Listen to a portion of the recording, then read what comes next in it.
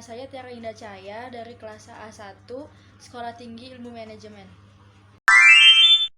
Pancasila adalah pilar ideologis negara Indonesia.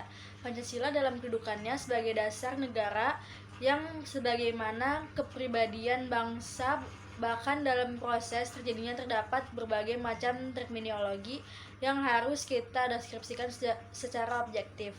Penerapan Pancasila sebagai dasar negara itu memberikan pengertian bahwa negara Indonesia adalah negara Pancasila. Yang pertama, secara etimologis, adalah Pancasila berasal dari bahasa Sanskerta yang terdiri dari dua kata, panca dan sila. Panca berarti 5 dan sila berarti dasar. 2. Historis berarti perumusan Pancasila sebagai dasar negara tidak terlepas dari sejarah perjuangan bangsa Indonesia untuk merebutkan kemerdekaan. 3.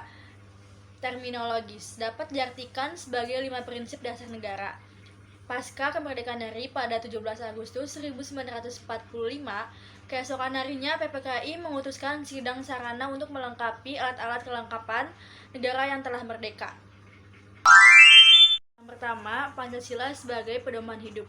Diartikan sebagai landasan bagi masyarakat Indonesia dalam berperilaku atau berkegiatan sehari-hari. Yang kedua, Pancasila sebagai jiwa bangsa.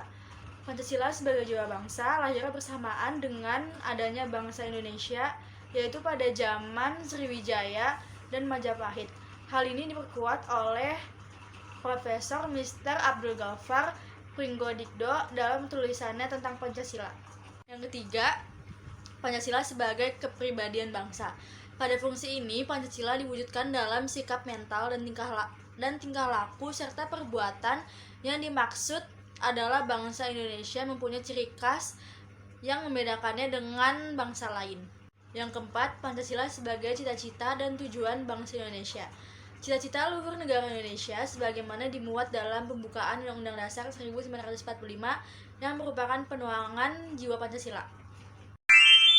Pertama, memiliki keimanan serta ketakwaan terhadap Tuhan Yang Maha Esa. Yang kedua, dapat memahami, melaksanakan jiwa Pancasila dan Undang-Undang Dasar 1945 dalam kehidupan sebagai warga negara Republik Indonesia.